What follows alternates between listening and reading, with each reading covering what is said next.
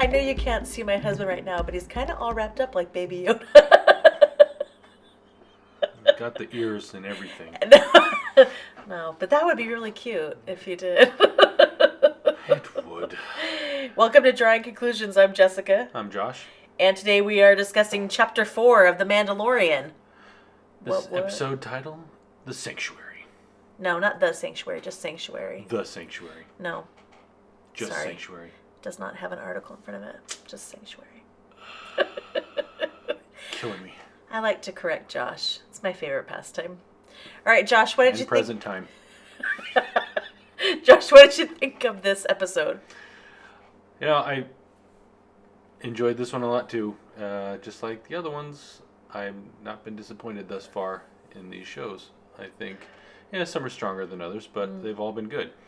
And I think this one, to me, just shows a little bit more, peeling of the layers of who the Mandalorian is and what kind of person he is. Right. And so, this review will contain some spoilers. Yes. So heads up on that. They travel to a backwater planet and trying to find a little safe haven to lay low for a while. Right. And, they successfully do that. But upon arrival at the local tavern, eatery, whatever, they run into an ex-soldier played by Gina Carano. Cara Dune is the character's name.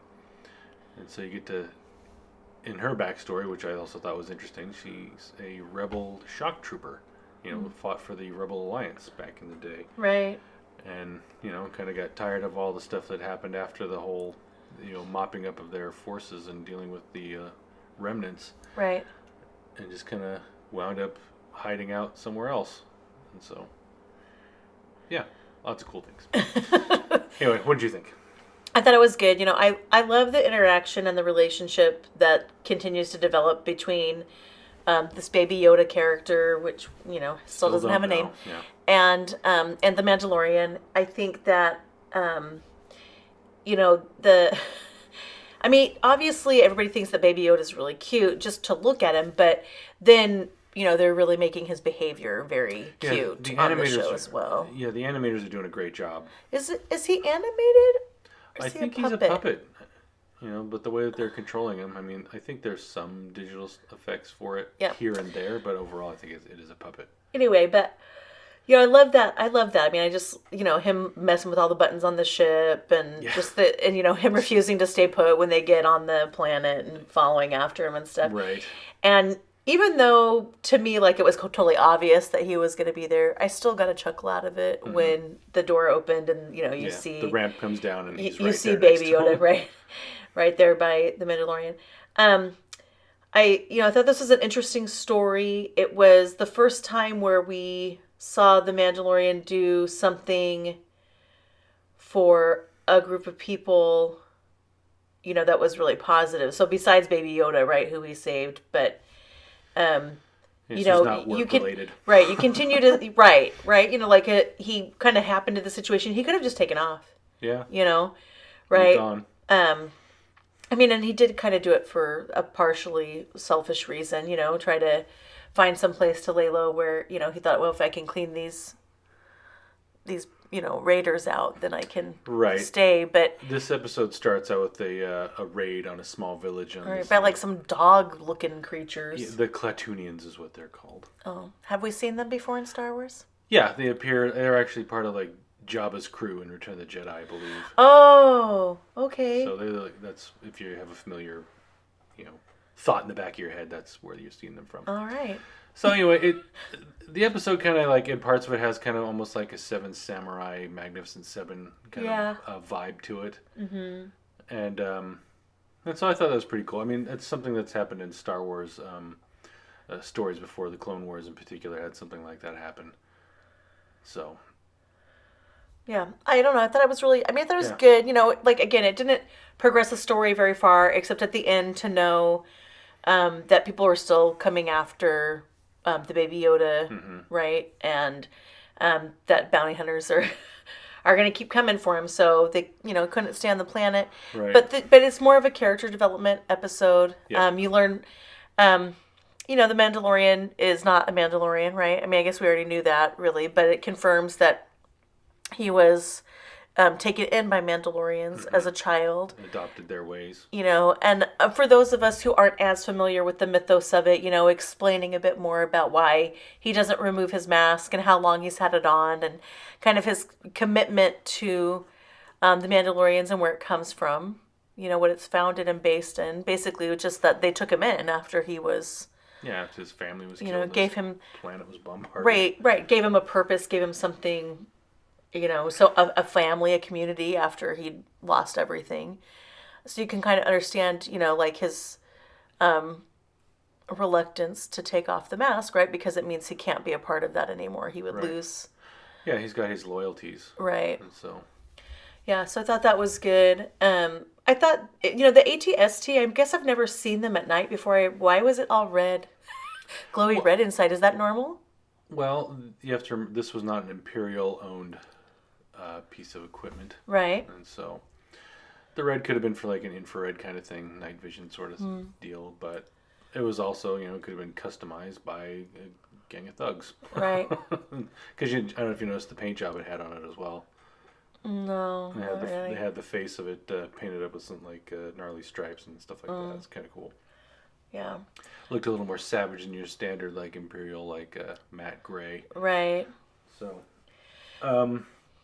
yeah, the Mandalorian, like, in preparing the villagers to fight, he meets Julia Jones' character, Omera, has a daughter in the village, you see her at the beginning of the episode. I was kind of intrigued by her character because I'm not sure she's who she seems to be.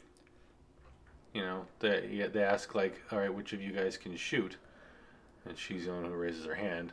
And they do some shooting demonstration, a little like training montage kind of thing. And right. She's not missing at all and knows her way around the weapon. Right. So it's not like everybody else there is kind of like, oh, we've been here for generations, right. Or my grandparents started this pod or whatever.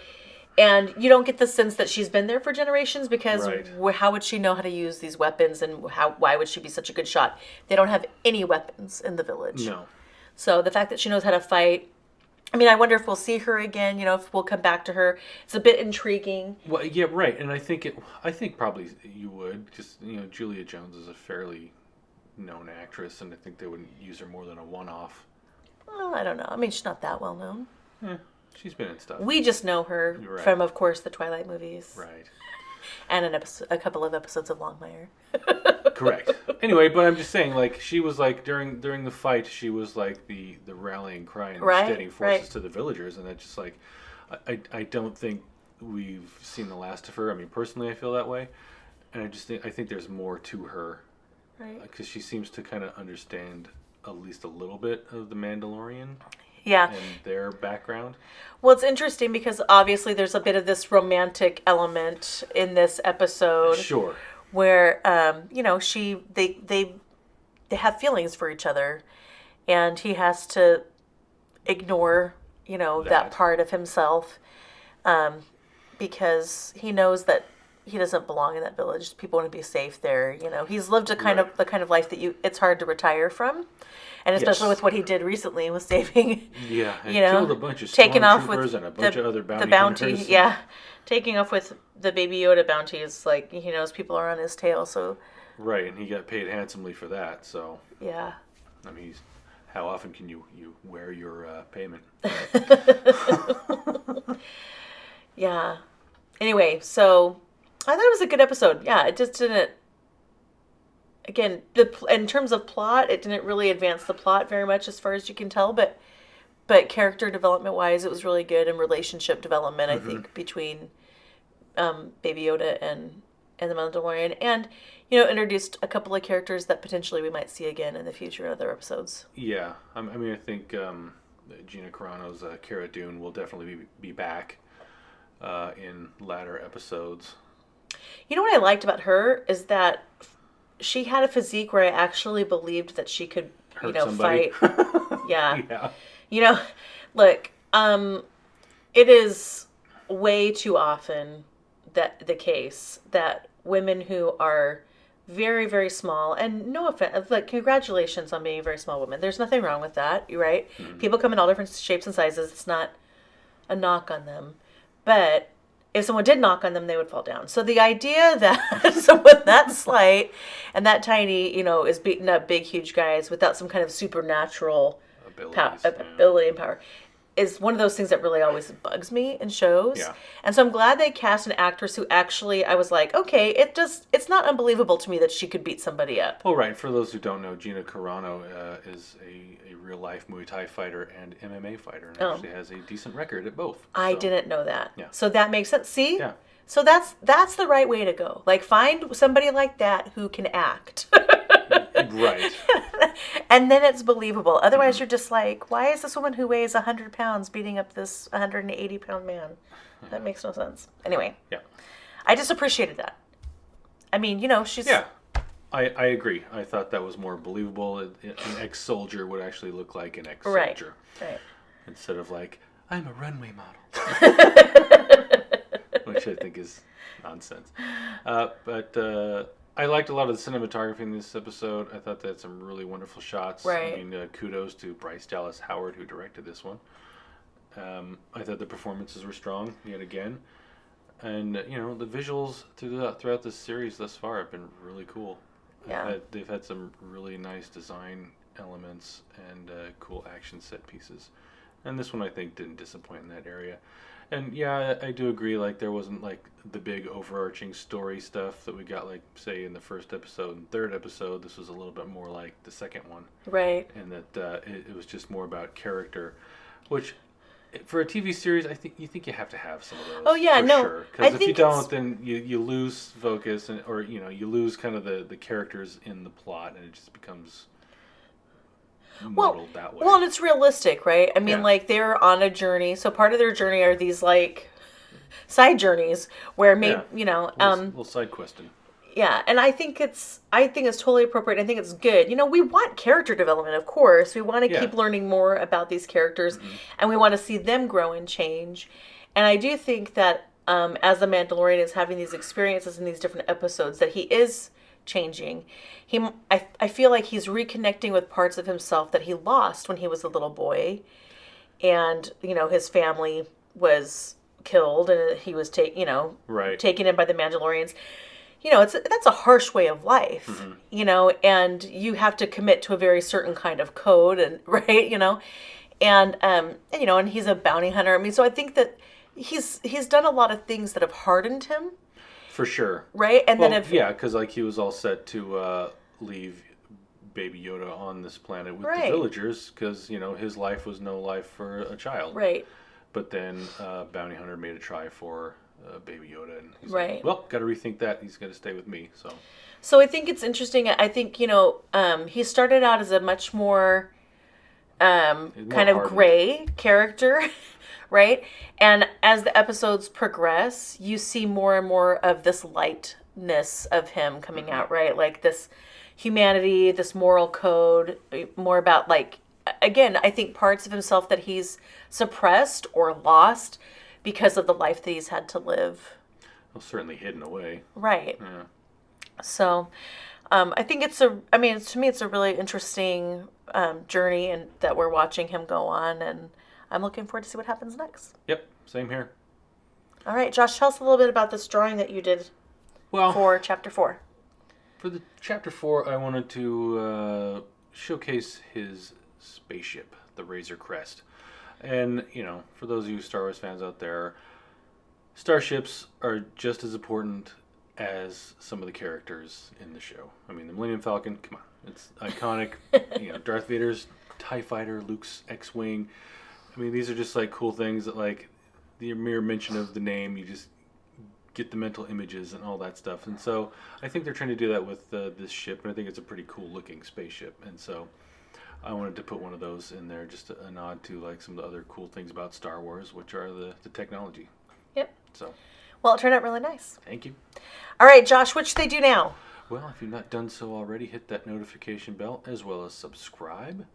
Also, leave us a comment. Tell us what you think about the Mandalorian series thus far. And also, share with friends. Yes. On other social media outposts. or whatever. Outposts? Now that's a Star Wars term. It sure is. Outpost. Social media platforms. That's the word I was looking for, but that's not what came out. That was awesome. But anyway, thank you very much. Thanks.